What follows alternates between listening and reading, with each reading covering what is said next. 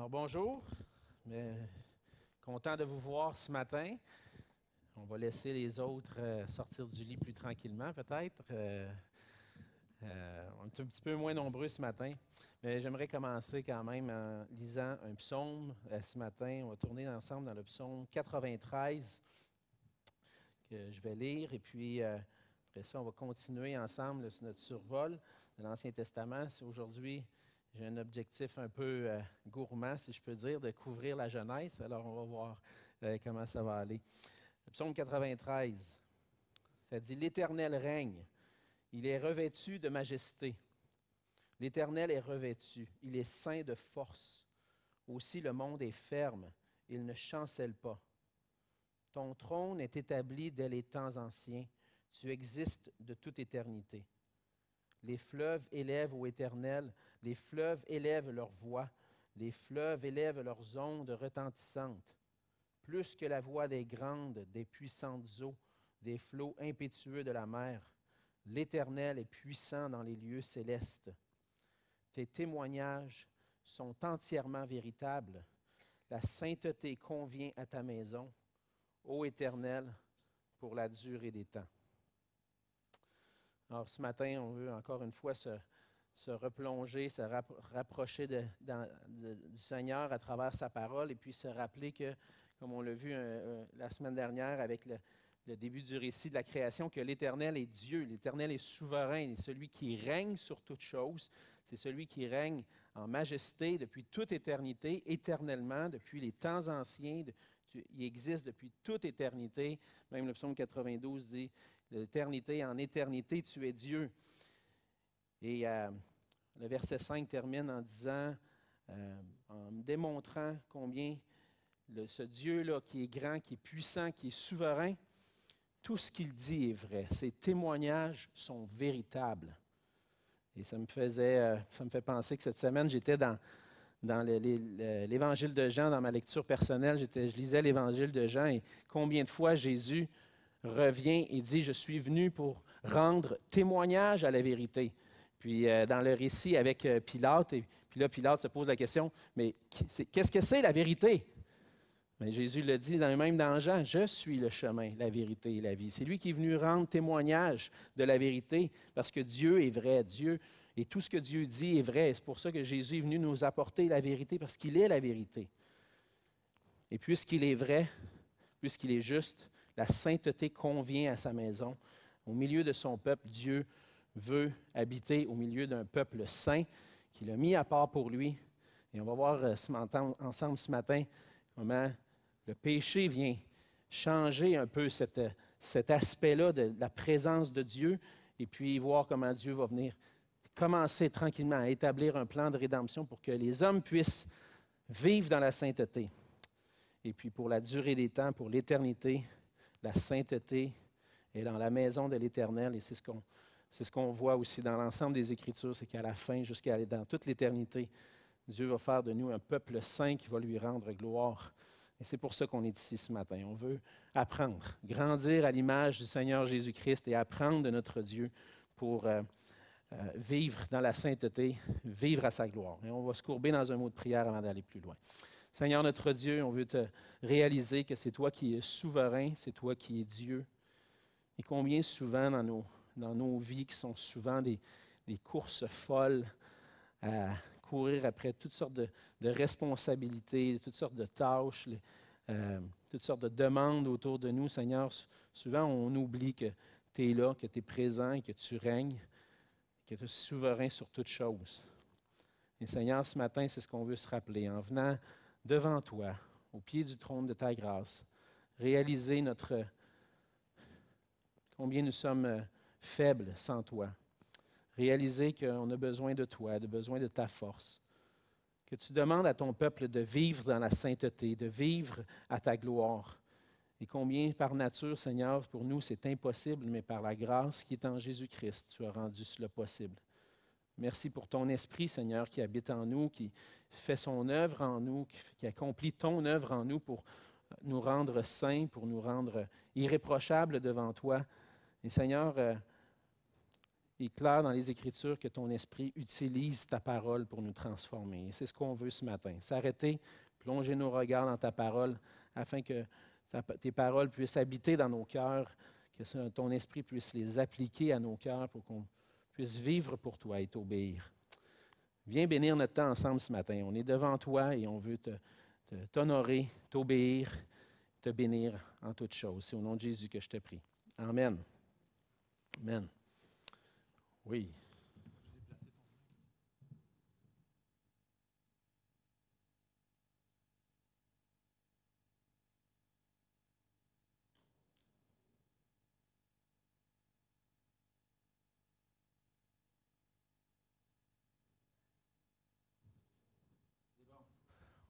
On est prêt.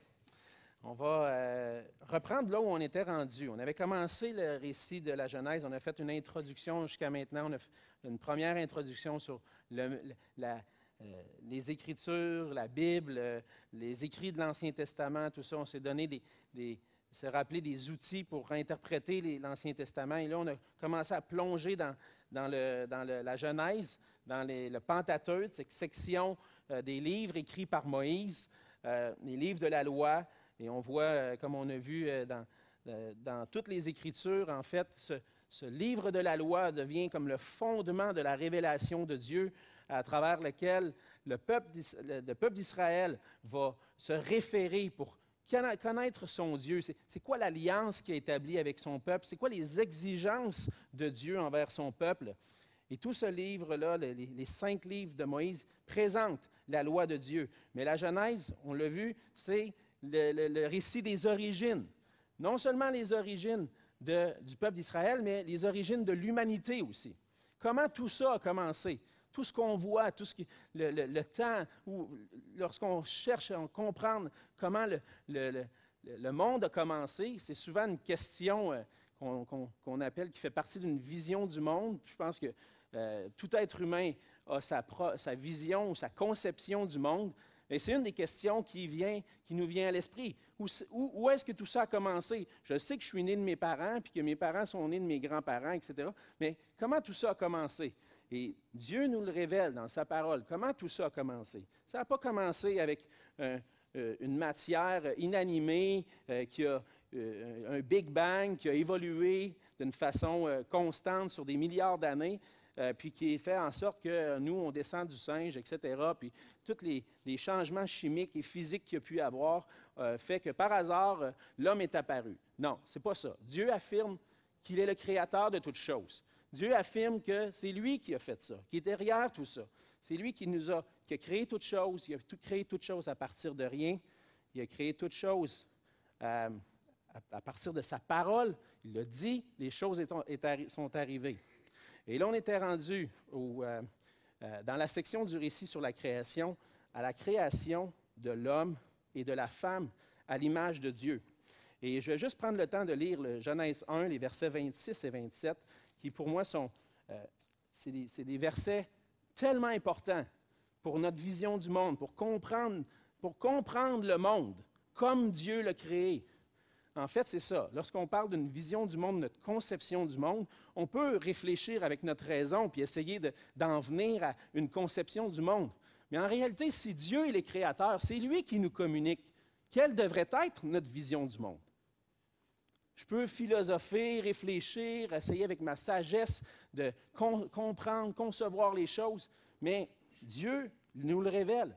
Puis si c'est lui le créateur, c'est lui qui me dit, voici la vision du monde que tu devrais avoir. Et ce matin, en regardant Genèse, les premiers chapitres de la Genèse, et le reste aussi, on est en train de se poser ces questions-là. Quel genre de vision du monde je devrais avoir?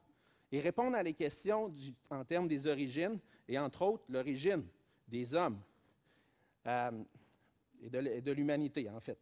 Et donc, dans Genèse 1, versets 26 et 27, on a la parole de Dieu qui dit, « Puis Dieu dit, faisons l'homme à notre image, selon notre ressemblance, et qu'il domine sur les poissons de la mer, sur les oiseaux du ciel, sur le bétail, sur toute la terre, et sur tous les reptiles qui rampent sur la terre.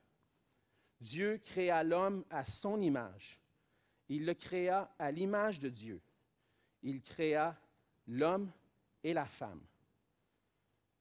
Donc, si on cherche à comprendre d'où on vient, la réponse se trouve dans ces deux versets-là. D'où est-ce qu'on vient? Dieu. On vient de Dieu.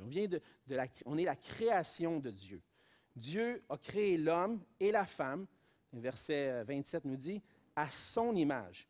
Même le verset 26 le dit aussi. Dieu créa l'homme à son image. Il a créé l'homme et la femme, les deux. Il n'y a pas un supérieur à l'autre en termes de porteur de l'image de Dieu. L'homme et la femme, ensemble, les deux, portent l'image de Dieu. C'est une création qui est différente de ce qu'on a vu dans les autres choses qui ont été créées. Aucune autre créature, Dieu va dire, qui a été créée à l'image de Dieu. Donc, l'être humain est un être dans la nature complètement à part. On peut faire des comparaisons avec les animaux si on veut, mais l'homme n'est pas un animal comme les restes des animaux. Ce n'est pas un animal, c'est un être qui a été créé à l'image de Dieu avec une dignité particulière que Dieu lui a donnée parce qu'il est porteur de l'image de Dieu.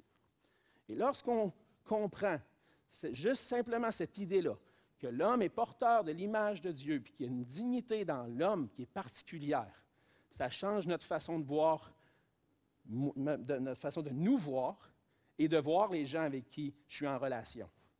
Je suis en relation avec des gens sur la terre de toutes sortes qui ont toutes sortes de différences, de culture, la couleur de la peau, les langues sont différentes, on va voir les raisons pour ça. Il y a toutes sortes de différences.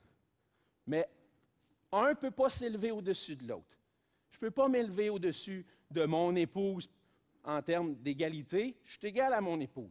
Je ne peux pas m'élever au-dessus d'un frère qui a une couleur de peau différente de la mienne. Je ne peux pas m'élever d'une certaine façon. Non, parce qu'ils sont tous porteurs de l'image de Dieu. Et à cause qu'on est porteur de l'image de Dieu, d'une certaine façon, l'être humain on doit respecter la vie que Dieu a mis en nous et ça a toutes sortes d'impacts. Je pourrais rentrer et aller profondément dans toute cette théologie-là, mais je veux juste m'arrêter ici parce qu'on fait un survol. Et puis, ce serait facile pour moi de m'attarder sur plusieurs choses. Mais plusieurs aspects de l'image de Dieu qu'on voit dans l'homme, une des choses, qu'est-ce que ça veut dire, dans le fond, la question, qu'est-ce que ça veut dire d'être porteur de l'image de Dieu? Premièrement, on le voit dans les versets, c'est que faisons l'homme à notre image, à notre ressemblance, verset 26, et qu'il domine sur les poissons de la mer, sur les oiseaux du ciel, etc. Donc, un des aspects dans lesquels l'homme est porteur de l'image de Dieu et ressemble à Dieu, c'est par le fait qu'il domine sur le reste de la création. Dieu a donné, on voit dans le verset 28 et ensuite, que Dieu a donné un mandat à la création, un mandat à l'homme, qui est de dominer. Comme Dieu domine au-dessus de toute chose, Dieu a donné un mandat à l'homme de dominer sur la terre.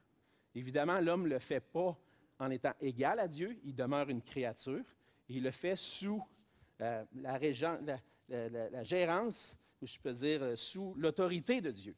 Et donc, l'homme est responsable de dominer sur toute chose. On voit d'autres aspects, entre autres, dans tous les aspects humains, l'homme a une capacité intellectuelle de raisonnement. On voit que Dieu crée l'homme avec une capacité de réfléchir, de penser. Il pouvait prendre soin du jardin dans lequel Dieu l'a placé. Et cette capacité que l'homme a de gérer, de réfléchir, de penser, de comprendre les choses, ça vient de Dieu. L'homme a aussi une capacité morale de distinguer entre ce qui est bien et ce qui est mal. Dieu donne un commandement dans Genèse 2 au verset 15. Tu ne vas pas manger de l'arbre de la connaissance du bien et du mal. L'homme était capable de discerner, ça c'est bien, ça c'est mal. Une créature morale, une créature spirituelle, qui a la capacité de l'homme de reconnaître l'existence de Dieu, d'entrer en relation avec Dieu. Dieu est esprit et l'homme est spirituel aussi et peut ainsi représenter Dieu en étant en relation avec lui. Et l'homme est aussi, et la femme, sont des êtres relationnels, et comme Dieu désire entrer en relation avec sa création. Donc, il y a plusieurs éléments qui démontrent que l'homme était créé à l'image de Dieu et représente Dieu en étant sur la terre, en dominant sur toute chose et dans les capacités que Dieu lui a données. Dieu va faire une alliance certains théologiens sont frileux à utiliser ce mot-là. Je pense qu'il y a quand même des éléments qui sont vrais lorsqu'on parle d'une alliance. Dieu établit une alliance avec l'homme dans Genèse 2, versets 15 à 17.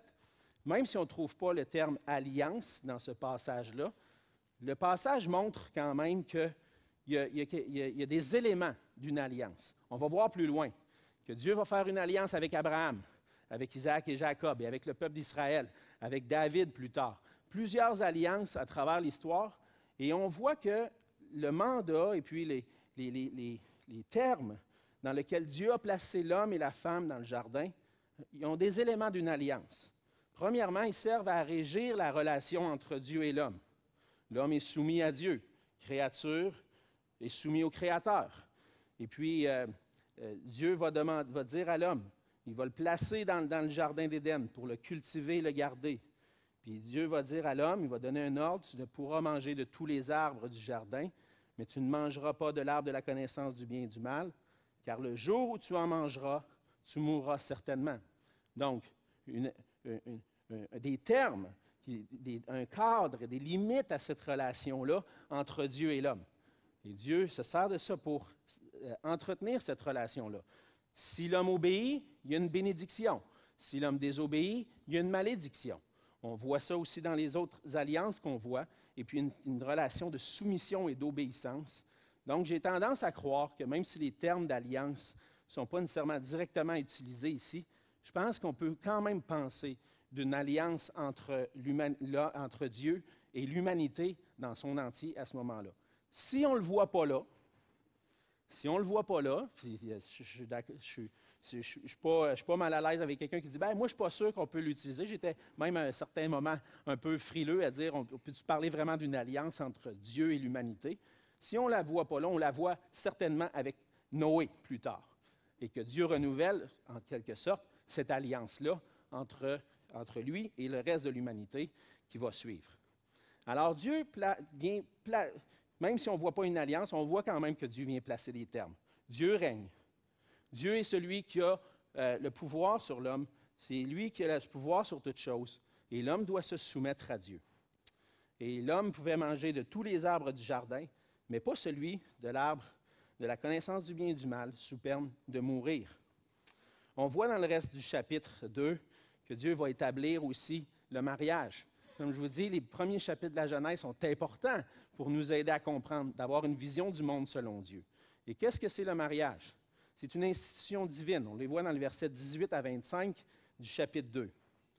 Et Dieu vient instituer ça. Le verset 24 va dire, « C'est pourquoi l'homme quittera son père et sa mère, s'attachera à sa femme, et ils deviendront une seule chair. » Et on voit même que Jésus va répéter plus tard dans Matthieu 19 que l'homme ne sépare point ce que Dieu a uni, et en répétant ces paroles-là. Et donc, à travers le mariage, Dieu institue la relation entre l'homme et la femme, leur donne un mandat de se multiplier aussi, on le voit dans Genèse 1, de se multiplier, de remplir la terre, de former des familles, former des peuples qui, en réalité, sont destinés à glorifier Dieu, à glorifier à travers ce qu'il leur a donné comme mandat. Et puis, on le voit clairement que le mariage que Dieu a institué, il y a des termes clairs. C'est entre un homme et une femme. Et je crois que toutes sortes de mariages ou toutes sortes d'unions qui sont en dehors d'un engagement ferme entre un homme et une femme ne sont pas dans le plan de Dieu. Alors, ça peut inclure l'homosexualité, la polygamie, etc., aussi les péchés de débauche, de relations hors mariage, tout ce qui inclut ça, c'est en dehors du plan de Dieu. Ce qu'on voit dans les Écritures, c'est que Dieu a établi le mariage pour être entre un homme et une femme qui s'unissent ensemble jusqu'à ce que la mort les sépare, jusqu'à ce que Dieu les rappelle. Donc, il y a d'autres versets qui appuient ça, évidemment, dans les Écritures, mais c'est important de placer ça au départ, de dire, voici comment Dieu a créé les choses, voici c'est quoi le plan de Dieu. Puis après ça, on va voir que l'homme a décidé de se détourner de ce plan-là. Et on voit toutes sortes d'effets de ça dans l'histoire des Écritures, dans l'histoire d'Israël, et même autour de nous dans notre culture aujourd'hui. Alors, ce qu'on désire, c'est de dire, Seigneur, c'est quoi ton plan? Et d'apprendre à vivre selon ce plan-là. Et je crois aussi que le mariage, lorsqu'on parlait d'interpréter les Écritures, l'Ancien Testament, de façon typologique, ça inclut aussi de voir le mariage, comme on le voit dans le Nouveau Testament, comme une image, un modèle de la relation entre Christ et son Église, entre l'époux et l'épouse. L'homme et la femme sont appelés à représenter l'amour de Christ envers son Église et l'Église, sa soumission envers Dieu. Donc, Dieu a établi ces choses-là. Ces choses-là sont bonnes. Dieu a établi ça, puis ces choses-là sont bonnes. Puis même si des fois ça va à l'encontre de la pensée de nos jours, Dieu veut qu'on puisse se soumettre à son plan parce que c'est comme ça que Dieu bénit. C'est comme ça qu'on peut être réellement heureux. Alors, on pourrait aller plus dans le détail dans tout ça. Je fais un survol. On va essayer d'avancer maintenant. Dans la chute et ses conséquences. Évidemment, Genèse 3 arrive et c'est important, encore une fois, ce passage-là est super important pour comprendre pourquoi ça va mal dans le monde aujourd'hui, pourquoi il y a de la souffrance, pourquoi tout semble aller tout croche. Pourquoi? Mais parce que le péché est entré dans le monde. Le serpent vient tenter Ève, et puis il y a tout un processus au niveau de la tentation. Elle va mettre le doute dans le cœur. Dieu a-tu vraiment dit de ne pas faire ça? Et puis le mensonge qui vient, vous ne allez pas mourir. Si tu manges ça, tu ne vas pas mourir, mais tu vas devenir comme Dieu. Et tout quelque chose qui s'installe. Et puis dans le cœur de la femme et de l'homme aussi qui a péché, vouloir devenir comme Dieu et refuser l'autorité divine, refuser la souveraineté de Dieu. Et la base du péché, si on veut comprendre on peut parler d'un péché, comme manquer la cible et puis transgresser la loi de Dieu. Mais si on prend le péché comme un concept de dire, qu'est-ce que c'est le péché? Bien, le péché, c'est un refus de se soumettre à l'autorité divine. Un refus de se soumettre à la pleine souveraineté de Dieu sur toute chose. Et c'est ce que le serpent, et puis identifié comme Satan dans Apocalypse 12, vient souffler, dire, tu ne mourras pas, tu vas devenir comme Dieu. Puis Dieu ne veut pas que tu deviennes comme lui. Mais tu sais, si tu veux vraiment être libre, si tu veux vraiment être heureuse, si tu veux vraiment être heureux, prends cet arbre-là, tu vas voir, ça va aller bien. Tu vas te libérer d'être soumis à Dieu, puis tu vas pouvoir faire comme tu veux. En réalité, c'est un peu ça que Et qu'est-ce qui arrive? L'homme et la femme prennent le fruit, en mangent. Et puis, ils vont plonger l'humanité dans le péché, dans la corruption qui s'ensuit. Et puis, la douleur, la malédiction que Dieu avait prédit dans Genèse 12 s'applique. Et puis, tout ce qui s'en vient après va faire que l'homme va mourir. Le péché entraîne la mort. Et puis, cette mort-là, c'est une mort on parle d'une mort qui est la conséquence du péché. Dieu l'avait clairement averti l'homme, on l'a lu. La conséquence de la désobéissance était certaine, c'était la mort. Tu as désobéi, tu meurs. Ça a un impact sur la mort physique, évidemment. Tout homme meurt un jour. On ne passe pas à côté de ça. Plus j'avance dans ma vie, plus je me dis, finalement, ça va venir moi aussi un jour. Je vais passer à travers ça. C'est inévitable. Tout homme meurt. Tout homme meurt un jour, physiquement. Mais ça implique aussi la mort spirituelle, la chute. Le fait que l'homme est tombé dans le péché a entraîné la mort spirituelle qui fait que l'homme, maintenant, n'a plus la capacité d'honorer Dieu et de glorifier Dieu comme il l'avait auparavant dans le jardin. L'homme n'a plus cette capacité-là. Le salaire du péché, c'est la mort. Puis l'homme n'est plus en mesure maintenant de plaire à Dieu, même s'il ne veut même plus plaire à Dieu même. Donc, ce n'est même pas dans son désir naturel de vouloir plaire à Dieu, de vouloir glorifier Dieu. Madame Paradis, vous avez une question? Oui. Oui.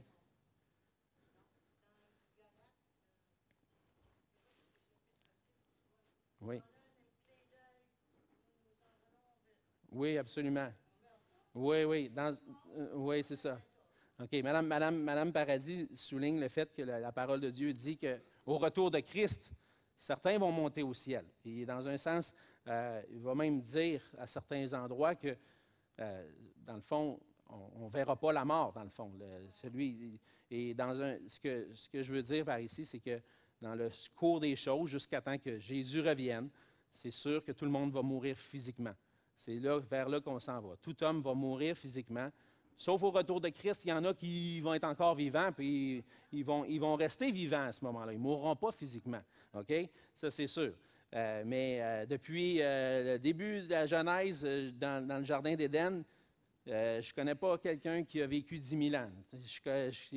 Tout le monde est mort à un certain moment donné, physiquement, évidemment. Et puis la mort physique est une des conséquences du péché. La mort spirituelle aussi, et puis finalement la mort éternelle qui est la séparation d'avec Dieu. On le voit dans le jardin, Dieu va sortir l'homme du jardin, ils vont être séparés de Dieu. Et puis, cette séparation-là demeure à cause du péché.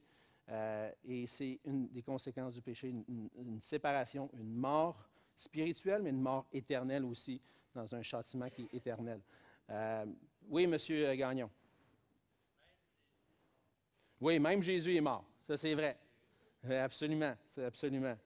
Oui, Jésus est mort et est ressuscité. Et c'était pour nous. On va le voir aussi plus loin. Les liens qu'on voit entre la Genèse et puis ce que Christ a accompli pour nous. Évidemment, il y a une séparation entre Dieu et l'homme, mais Dieu promet quelque chose déjà dans Genèse 3, au verset 15, on voit ce qu'on appelle le proto-évangile, une promesse que Dieu fait à l'homme, malgré le péché, qu'un jour la grâce va venir. Il va dire au serpent, entre autres, à Satan, « Je mettrai inimitié entre toi et la femme, entre ta postérité et sa postérité. Celle-ci t'écrasera la tête et tu lui blesseras le talon. » Qu'est-ce que ça veut dire, ça? Pourquoi il va avoir, la femme va blesser, va écraser la tête du serpent et Satan va lui blesser le talon? Bien, en fait, la postérité de la femme qui va écraser Satan, c'est Jésus-Christ qui est venu pour écraser, avoir la victoire sur Satan, le péché, le monde. Et puis Jésus doit souffrir pour pouvoir avoir cette victoire-là. Alors, l'idée que le serpent blesse le talon de la femme, c'est de sa postérité, c'est la souffrance que Christ a vécue. Et à travers la souffrance que Christ a vécue, la postérité de la femme écrase la tête du serpent. Et puis, on voit là déjà une annonce de la grâce de Dieu qui va venir. Ensuite de ça, on voit les conséquences du péché. Jusque dans le chapitre 11, les chapitres 3 à 11, on voit les conséquences du péché. Entre autres, on voit Caïn et Abel, que Caïn va tuer son frère, voir la jalousie qui s'installe. Et puis, à travers Caïn et Abel, on voit les effets du péché, l'amertume, la colère, les mauvais sentiments les uns envers les autres dans les relations qui s'installent. Et Dieu arrive au point dans Genèse 6 où il n'est plus en mesure de supporter la méchanceté de l'homme qui est sur la terre. Et puis, on le voit, Genèse 6, les versets 5 et 7, « L'Éternel vit que la méchanceté des hommes était grande sur la terre et que toutes les pensées de leur cœur se portaient chaque jour uniquement vers le mal. » Tout ce que les hommes faisaient, tout ce que l'homme fait par nature maintenant à cause du péché, c'est le mal. Mais l'Éternel se repentit d'avoir fait l'homme et il est affligé dans son cœur. Et l'Éternel dit, « J'exterminerai de la face de la terre l'homme que j'ai créé, depuis l'homme jusqu'au bétail, aux reptiles et aux oiseaux du ciel, car je me repens de les avoir faits. » Donc, Dieu voit la méchanceté de l'homme, Dieu se repent. Je n'aurai pas le temps d'aller dans tous les détails de toute cette explication-là, de comment Dieu peut se repentir, mais je pense que c'est une explication, on peut l'expliquer d'une manière que Dieu emploie des termes humains pour dire la méchanceté de l'homme est tellement grande que le cœur de Dieu est attristé de voir ça. Et puis Dieu dit, pourquoi j'ai fait l'homme? C'est tellement de la méchanceté, c'est juste la méchanceté. Et l'homme, ça nous montre le cœur de Dieu à travers ça et son dégoût du péché.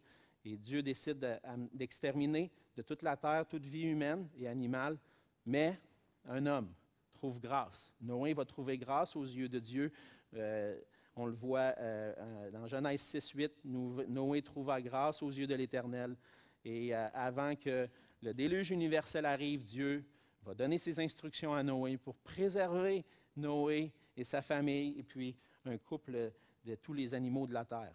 Et on voit ensuite de ça, à la fin du déluge, que Dieu va renouveler son alliance dans Genèse 9, les versets 8 à 17. Si vous voulez aller réviser ça, Dieu renouvelle son alliance avec l'homme. Il donne des instructions à Noé. Il dit, et Dieu s'engage à ne plus jamais exterminer l'homme par un déluge. Il nous donne l'arc-en-ciel comme signe de cette alliance-là. Et le désir de Dieu, encore une fois, est dans sa grâce, malgré le péché, d'entrer en relation avec l'homme. Dieu veut être en relation avec nous. Il veut notre bonheur. Et il va déjà commencer à garder l'homme vivant, à ne pas l'exterminer complètement, mais à le garder pour être en relation avec lui. Et Dieu va établir des nouvelles règles dans les versets 1 à 7 du chapitre 9, entre autres au niveau du meurtre, des choses que je pense qui pouvaient déjà être là avant, mais que Dieu établit dans sa relation avec l'humanité. Dieu va rappeler que l'homme est créé à l'image de Dieu et qu'on ne doit pas verser le sang et qu'il y a des conséquences lorsqu'il y a le meurtre. Ensuite de ça, pour finir cette section-là, le récit de la tour de Babel qui nous montre encore le cœur de l'homme qui ne veut pas se soumettre à Dieu, qui veut s'élever au-dessus de Dieu, qui veut construire une tour, puis former des projets pour être, en quelque sorte, qui manifeste son cœur, être indépendant de Dieu. Et Dieu va venir confondre le langage. Et puis à Babel, c'est là que les langues se sont dispersées par toute la terre, et puis on a différentes langues. Donc, chapitres 1 à 11, c'est vraiment le récit des origines de l'humanité. Et on arrive maintenant dans le chapitre 12 avec le début, si je peux dire, vraiment de l'histoire d'Israël à travers l'alliance que Dieu va établir avec Abraham. Dans Genèse 12, on va voir que Dieu va se choisir une famille, un peuple pour lequel il va démontrer sa grâce. Il va continuer de établir son royaume par une alliance qu'il va établir avec Abraham et sa descendance. Cette alliance va établir que non seulement Abraham va être béni, mais qu'à travers lui, toutes les nations de la terre vont être bénies à travers lui. Et c'est ce qu'on va voir un peu plus en détail maintenant. Dans Genèse 12, les versets 1 à 3, je vais lire le passage, c'est là qu'on voit vraiment comment Dieu vient pour établir cette alliance. L'Éternel dit à Abraham, « Va-t'en de ton pays, de ta patrie, de la maison de ton père, dans le pays que je te montrerai. Je ferai de toi une grande nation, et je te bénirai. Je rendrai ton nom grand, et tu seras une source de bénédiction. Je bénirai ceux qui te béniront, et je maudirai ceux qui te maudiront. Et toutes les familles de la terre seront bénies en toi. » Donc, Dieu décide de faire grâce à Abraham. Il vient vers lui. Et puis, ce n'est pas parce qu'Abraham avait quoi que ce soit de spécial que les autres hommes n'avaient pas. C'est simplement je pense, dans le dessein du plan de Dieu, il a choisi Abraham. Et il a choisi, à travers lui, de bénir toutes les nations. Il lui promet une postérité. Il mentionne plusieurs choses. Il va lui promettre un pays à travers cette alliance-là. Le pays que Dieu va donner à Abraham, évidemment, c'est la terre de la Palestine, qu'il va donner à sa descendance. Ça va venir un peu plus tard, on va le voir dans le livre d'Exode, et puis ces promesses-là, la sortie d'Égypte, etc., et puis dans le livre de Josué, la conquête de cette terre qui est promise là. Mais tout le reste du récit, dans le fond, c'est comment l'alliance avec Abraham, puis les promesses que Dieu lui fait, comment vont s'accomplissent. Et puis, à partir de ce point-là, on voit que l'Éternel lui donne un pays. Le pays que Dieu donne à Abraham et à sa descendance plus tard, on va voir que c'est un pays où il y a de la bénédiction, il y a de l'abondance, il y a toutes sortes de choses qui sont là. Et on va voir que, encore une fois, ce pays-là est une image de quelque chose d'encore plus grand qui est à venir, qui est la présence de Dieu au milieu de son peuple et la cité céleste que Dieu réserve à ses enfants. Mais Dieu lui promet un pays, Dieu lui promet une descendance. De sa descendance naît évidemment Isaac, Isaac, Jacob, Joseph et toutes les 12 tribus d'Israël. Mais de cela va venir aussi Jésus-Christ. C'est le point que Matthieu apporte au début de son évangile. Toute la descendance qui vient d'Abraham, et puis finalement arrive à Jésus-Christ, qui vient pour accomplir cette promesse-là de Genèse 12, et que cet accomplissement-là est plus grand que seulement la descendance dans la chair. C'est un accomplissement spirituel aussi qui s'accomplit. On voit dans Galates 3, on va peut-être le voir ce matin avec notre pasteur Yannick, que dans le fond, ceux qui sont les enfants d'Abraham, c'est qui? C'est ceux qui ont la foi en Jésus-Christ. Et donc, à travers la proclamation de l'Évangile, comment toutes les nations peuvent être bénies? C'est en s'approchant de Christ, qui est de la descendance d'Abraham et qui vient apporter le salut, le pardon des péchés, la réconciliation avec Dieu. C'est ça la bénédiction que Dieu promet à Abraham, déjà dans Genèse 12. Mais on ne le voit pas tout là. C'est lorsqu'on comprend de façon théologique et typologique et tout ça, avec l'aide du Nouveau Testament, qu'on voit ça. C'est wow! Le plan de Dieu qui s'est accompli en Jésus-Christ a commencé là. C'est là que ça commence. Et puis on l'a vu, même ça commence même un peu avant, dans Genèse 3. Mais à travers Christ, toutes les nations vont être bénies. L'Éternel promet qu'à travers lui, les nations vont être bénies. C'est Christ qui vient pour l'accomplir. Et on voit que même si Dieu promet une descendance à Abraham, etc., ça va prendre du temps avant que ça s'accomplisse. Si on revient à Genèse, ça va prendre du temps avant que ça s'accomplisse. Et puis dans Genèse 15, Genèse 17, Dieu va rappeler cette alliance-là qu'il a établie. Abraham, il a 75 ans lorsque Dieu va lui rappeler les promesses dans Genèse 15 qui lui ont été faites d'une postérité qui va naître de ses entrailles. Il n'y a pas de fils qui est né, 75 ans, il n'y a pas de fils qui est né. Le temps avance. Plus tard dans sa vie, il arrive à l'âge de 99 ans, Genèse 17. Abraham n'a toujours pas vu la promesse s'accomplir. Mais Dieu lui rappelle encore une fois qu'elle va venir. Dieu va accomplir sa parole. Même si ça commence à sembler même impossible, humainement parlant, Dieu va accomplir sa parole envers lui. Et puis, Dieu va accomplir sa promesse dans Genèse 21 lorsque le fils de la promesse, même si Abraham a eu un fils avant avec Agar, la servante de son épouse, la fils de la promesse, c'est Isaac. Dans Genèse 21, 8, Genèse 21, les versets 1 à 8, Dieu accomplit sa promesse par la naissance d'Isaac. Puis Abraham va respecter les règles de l'alliance qui avait été établie par Dieu en faisant circoncire son fils le 8e jour. Dans Genèse 22, Dieu va mettre à l'épreuve Abraham. Dieu demande à Abraham de donner son fils en sacrifice. Puis Abraham va démontrer encore une fois son obéissance à l'alliance. Il est prêt à faire ce que Dieu demande. Et puis Dieu va renouveler ses promesses envers lui après ce récit-là, lorsque Dieu délivre finalement Isaac, donne un bouc, Dieu pourvoit à un sacrifice. Toute une image de Christ encore là. Dieu, c'est celui qui va pourvoir au sacrifice pour nous réconcilier avec lui. Mais Dieu accomplit ses promesses envers Abraham et puis il va renouveler ses promesses envers lui après ce récit-là. Maintenant, je sais que tu m'aimes. Puis il renouvelle les promesses qu'il a faites. Évidemment, Isaac vient au monde. C'est l'enfant de la promesse. On arrive à Genèse 25. C'est à son tour maintenant d'avoir une descendance. Dieu va renouveler la promesse qu'il a faite à Abraham. Il va la donner aussi à Isaac. Et on voit dans Genèse 25 que Dieu va révéler à Rebecca qu'il y a 2 nations dans son ventre. Et puis que le plus vieux va être soumis au plus jeune. Et Dieu va promettre qu'un seul, dans le fond, un seul de ces 2 descendants-là va être celui qui va hériter de la promesse.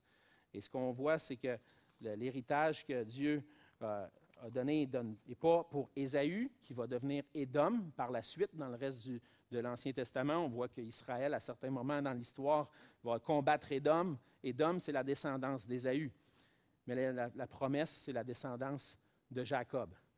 Et l'alliance qui a été faite avec Abraham est rappelée aussi à Isaac dans Genèse 26. Dieu rappelle exactement les mêmes choses. Il va avoir une postérité nombreuse, il va posséder le pays, puis toutes les nations vont être bénies à travers lui. Donc, ce que Dieu a dit à Abraham, il l'accomplit, il donne à son fils Isaac. Et puis, on ne va pas aller dans le détail de la vie d'Isaac, les détails, mais on arrive maintenant avec Jacob, avec qui Dieu, qui est le descendant de la promesse. C'est Jacob qui est celui à qui les promesses sont faites. Genèse 28, l'alliance est renouvelée encore une fois à la descendance. Et là, ça va être comme Jacob qui va devenir comme la tête, le chef de vraiment la descendance de Jacob. Son nom va être changé pour Israël, et Israël devient la nation qui va servir Dieu. C'est avec lui que la descendance de la promesse, d'une nation va s'accomplir. Et encore une fois, la promesse d'un pays, d'une bénédiction qui va venir à travers lui, tout ça est renouvelé. Et donc, de la descendance de Jacob est né des enfants de Jacob vont former finalement les 12 tribus d'Israël. On a plusieurs enfants qui sont nés à Jacob de 4 femmes différentes. Et puis, ils vont former les 12 tribus d'Israël. De ces 12 fils-là, il y en a 10. Les 10 enfants de Jacob qui forment une tribu, la tribu d'Israël.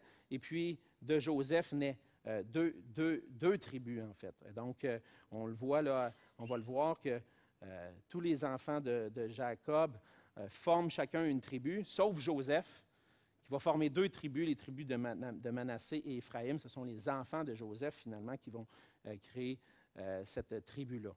Et puis, on arrive au point où je voulais m'attarder un petit peu plus, la vie de Joseph, parce que je pense que le récit de la Genèse nous amène vraiment à ce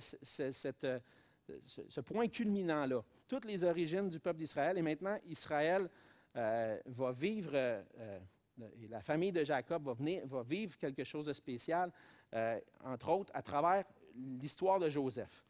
Et puis, ce qui, comme la promesse de la terre promise, qui n'était pas encore accomplie, toutes ces choses-là, on les voit comme, quand est-ce que ça va s'accomplir, ces choses-là? Et Dieu a pris Joseph, a choisi Joseph pour être une délivrance pour son peuple. Et Dieu va annoncer le plan à travers des songes, dans Genèse 37. Et puis Joseph, fils de Jacob, le chouchou de Jacob, celui qui est le préféré de son papa, à qui Jacob fait une belle tunique de plusieurs couleurs. Jacob lui demande, va surveiller tes frères, va me faire un rapport sur ce que tes frères ils font. Et puis là, les frères, ils disent, c'est qui lui? Pourquoi le père il nous l'envoie pour commencer à faire du mémérage? Puis pourquoi il l'aime plus que nous autres? Et puis qu'est-ce qui se passe dans le cœur des frères de Joseph? Commence à l'haïr. Ça vient jusqu'au point de l'haïr.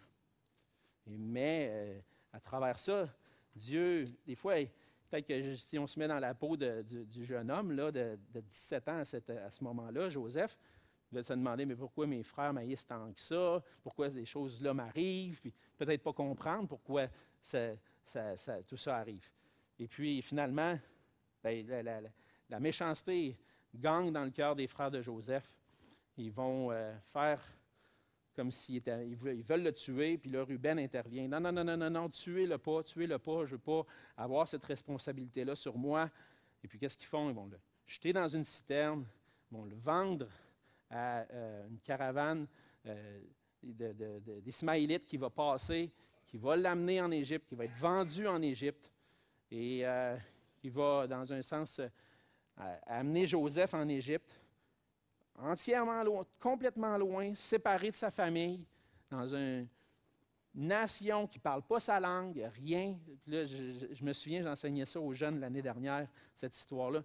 Quand tu te places dans la peau de Joseph, tu te dis, mais c'est quoi cette affaire-là, moi, de me faire vendre comme un esclave en Égypte? Je ne comprends rien de ce que le monde parle ici, de comment il parle. Tu te places dans cette situation, tu te dis, c'est toute une souffrance que le jeune y vivait. Mais à travers ça, Dieu est en train d'accomplir son plan. Puis Joseph va le réaliser même plus tard. Et Joseph est éprouvé en Égypte. Dans Genèse 39, à un certain moment, la femme de Potiphar vient. Elle veut avoir une relation spéciale avec lui. Lui, il refuse. Et puis, s'enfuit. Et puis, finalement, il se fait accuser faussement d'avoir voulu coucher avec la femme de son maître. Il se fait mettre en prison pendant 2 ans. En plus, pas en plus d'être un esclave, je me fais mettre en prison. Mais à travers ça, Dieu est encore en train d'accomplir son plan. Puis, à un moment donné, le Pharaon, le chef d'Égypte, va faire un rêve. Et puis, il y a quelqu'un qui était en prison un peu avant avec Joseph. Et Joseph avait interprété son songe. Et puis, Pharaon fait un songe, puis il dit, je pense un de ses serviteurs dit, je pense que je connais quelqu'un qui peut te l'interpréter. Puis, il va chercher Joseph en prison. Joseph interprète le rêve. Qu'est-ce qui arrive? Le Pharaon reconnaît que l'Esprit de Dieu est sur Joseph parce qu'il a réussi à interpréter le songe. Et celui qui est en prison, dans le fond de la cave, il est élevé, puis il devient le premier ministre de l'Égypte. C'est quoi cette affaire-là? Le gars, il n'aurait jamais voir ça venir. Mais Dieu élève Joseph en Égypte. Il va se servir de Joseph pour délivrer sa famille lors d'une famine. Et puis, suite à ça, les enfants de Jacob vont habiter pendant 400 ans en Égypte. Mais ce qui est intéressant, c'est de voir l'attitude de Joseph dans toute cette histoire-là. Puis on avance rapidement dans Genèse 50. On va aller lire Genèse 50. Il y a Genèse 45 aussi qui nous montre des indices de ça. Mais dans Genèse 50, verset 15, je vais prendre le temps de le lire. Et puis, on va faire quelques liens avec ça. Quand les frères de Joseph virent que leur père était mort, ils dirent, « Si Joseph nous prenait en haine et nous rendait tout le mal que nous lui avons fait. » Et ils firent dire à Joseph, « Ton père a donné cet ordre avant de mourir. Vous parlerez ainsi à Joseph. Oh, pardonne le crime de tes frères et leur péché, car ils t'ont fait du mal. Pardonne maintenant le péché des serviteurs du Dieu de ton père. » Joseph pleura en entendant ces paroles. Ses frères vinrent eux-mêmes se prosterner devant lui et ils dirent, « Nous sommes tes serviteurs. » Joseph leur dit, « Soyez sans crainte, car suis-je à la place de Dieu? Vous aviez médité de me faire du mal. Dieu l'a changé en bien pour accomplir ce qui arrive aujourd'hui, pour sauver la vie à un peuple nombreux. Soyez donc sans crainte, je vous entretiendrai, vous et vos enfants. » Et il les consola en parlant à leur cœur. On voit la grâce que Dieu fait à la famille de Jacob à travers Joseph. Et aussi l'attitude de Joseph, de dire, « Vous m'avez fait du mal, c'est vrai, mais je réalise que tout ça est arrivé pour accomplir le plan de Dieu. » Et souvent, ça me fait réaliser que souvent au milieu de l'épreuve, on ne comprend pas. Puis je pense que Joseph était à bien des moments dans sa vie, entre les 17 à 30 ans. Là, pendant 13 ans de temps, là, il était dans la souffrance. Puis il dit, pourquoi ça m'arrive? Je suis certain qu'il s'est posé la question, mais pourquoi ça m'arrive? Pourquoi je suis en prison? Pourquoi je suis pourri en prison? Je n'ai rien fait de mal. Qu'est-ce qui se passe? Il ne comprenait pas. Je suis convaincu qu'il était à un endroit, à plusieurs moments où il ne comprenait pas. Mais son cœur était à Dieu. Il voulait honorer Dieu. Et puis à la fin, il dit, je ne comprenais pas. Mais aujourd'hui, je réalise. Ça faisait partie du plan de Dieu, ça. Puis ça faisait partie d'un plan que Dieu voulait bénir son peuple. Et là, j'arrive au point où je pense que le livre de la Genèse montre d'une façon glorieuse, comme une ombre de quelque chose qui s'en vient, de quelqu'un qui va venir, qui va souffrir, qui va venir sur la terre prendre une forme humaine, qui va être rejeté par ses frères, qui va être placé jusqu'à être emprisonné dans les liens de la mort, pour après ça être élevé, ressuscité et régner pour l'éternité. Joseph, c'est une image de Jésus. Et ce n'est pas juste moi qui invente cette histoire-là. C'est écrit dans les Écritures. On voit dans Genèse 49, verset 22, dans sa bénédiction que Jacob va dire sur ses enfants. Il va comparer Joseph à un rejeton d'un arbre fertile. Juste l'image du rejeton, on va retenir ça. Il compare Joseph à un rejeton d'un arbre fertile. On ne le voyait pas, il était humilié, puis à un moment donné, oups, il est sorti, puis il était glorieux. Dans Ésaïe, chapitre 11, les versets 1 à 10. J'ai-tu le temps, là? Eh boy, le temps passe vite. On va y aller. Ésaïe 11, je veux terminer ça. Ésaïe 11, les versets 1 à 10. Juste vous montrer l'image du rejeton qui est manifestée dans une prophétie qui annonce la venue du Messie. Ésaïe chapitre 11, verset 1. Puis, un rameau sortira du tronc d'Ésaïe. Un rejeton naîtra de ses racines. L'Esprit de l'Éternel reposera sur lui. Esprit de sagesse et d'intelligence, esprit de conseil et de force, esprit de connaissance et de crainte de l'Éternel. Il respirera la crainte de l'Éternel. Il ne jugera point sur l'apparence. Il ne prononcera point sur un oui-dire. Mais il jugera les pauvres avec équité et il prononcera avec droiture un jugement sur les malheureux de la terre. Et là, ça va un peu plus en détail. Et on va aller sauter au verset 10 qui dit « En ce jour, le rejeton d'Isaïe sera la bannière, une bannière pour les peuples. Les nations se tourneront vers lui et la gloire sera sa demeure. » Oui, c'est une bannière. C'est un écriteau pour montrer, qui annonce quelque chose. Il va être la bannière pour tous les peuples. Il va être celui qui va annoncer que tous les peuples peuvent venir à lui pour être réconciliés avec Dieu et restaurés dans une relation parfaite avec lui. Un peu plus loin, le rejeton. Ce rejeton-là, dans Ésaïe, va devenir le rejeton souffrant. Dans Ésaïe 53, verset 2. Ésaïe 53, on le sait, ça parle des souffrances que le Messie va devoir souffrir. Ésaïe 53, 2, « Il s'est élevé devant lui comme une faible plante, comme un rejeton qui sort d'une terre desséchée. » Verset 53, verset 10. « Il a plu à l'Éternel de le briser par la souffrance. Après avoir livré sa vie en sacrifice pour le péché, il verra une postérité et prolongera ses jours. Et l'œuvre de l'Éternel prospérera entre ses mains. » Ce que Joseph a vécu, l'humiliation d'être dans la prison et d'être élevé, c'est une image de ce que Christ allait accomplir. Ce rejeton qu'on ne voit pas venir d'une terre desséchée, qui est humble, finalement va jusqu'à la mort, mais ressuscite et maintenant est élevé à la droite de Dieu. Et puis intercède en faveur des coupables. Dieu est bon.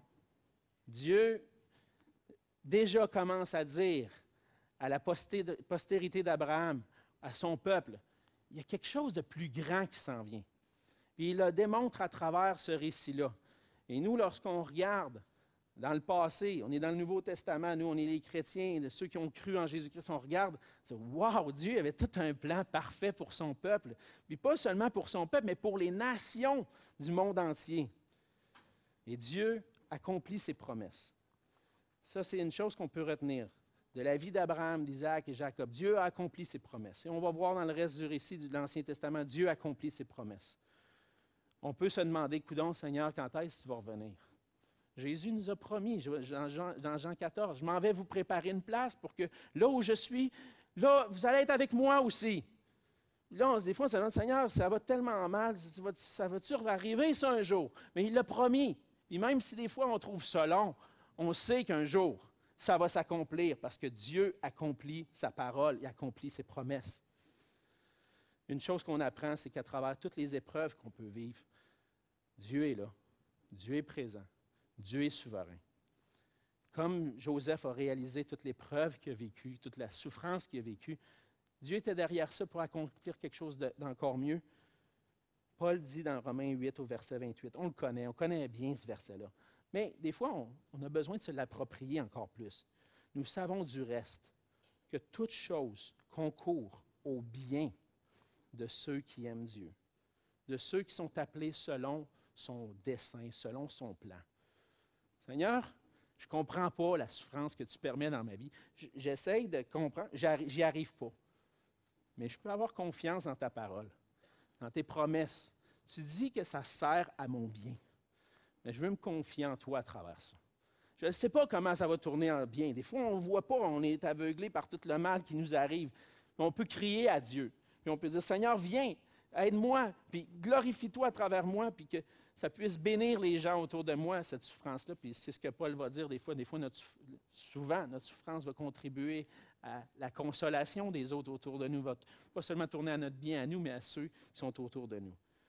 On ne peut pas toujours comprendre pourquoi Dieu permet les choses. Mais on peut être sûr que Dieu est là et Dieu accomplit son plan parfait. Et c'est ce qu'on voit dans la Genèse. Dieu accomplit son plan parfait à travers toutes sortes de circonstances, à travers le péché. Dieu veut sauver les hommes. Il a fait grâce et on veut lui rendre grâce en retour en priant. Seigneur notre Dieu, merci pour ton amour envers nous. Merci parce que ta parole nous révèle ton plan parfait. Merci de l'avoir accompli en Jésus-Christ, qui était de la descendance d'Abraham, qui était de la descendance même d'Adam, pour venir comme un nouvel Adam, pour venir prendre notre place. Être ce nouvel Adam qui allait vivre, qui allait être soumis à la tentation, mais sans péché, sans jamais tomber, pour être un sacrifice parfait pour nous, pour nos péchés.